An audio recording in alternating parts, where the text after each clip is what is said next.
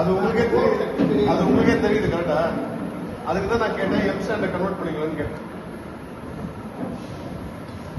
Certain sand தான் பண்ண முடியும் இல்லையா?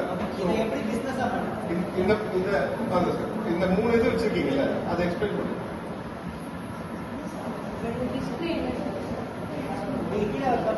இந்த 3 வச்சிருக்கீங்களா பிளேட்ஸ், அதை எக்ஸ்பிளைன் பண்ணுங்க.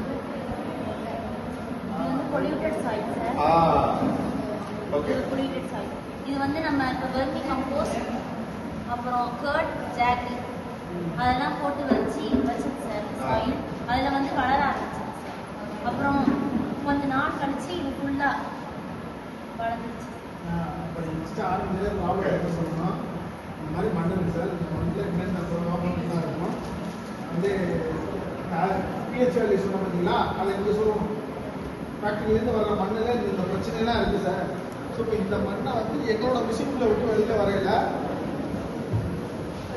புல்லு வளரக்கூடிய மண்ணாக மாறிடும். அதான் எங்களோட மிஷின்.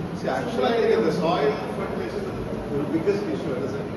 இன்னைக்கு வந்து ஒரு பிக்கஸ்ட் இஷ்யூ சொசைட்டியில் யாராலும் அந்த இஷ்யூ தீர்க்க முடியல.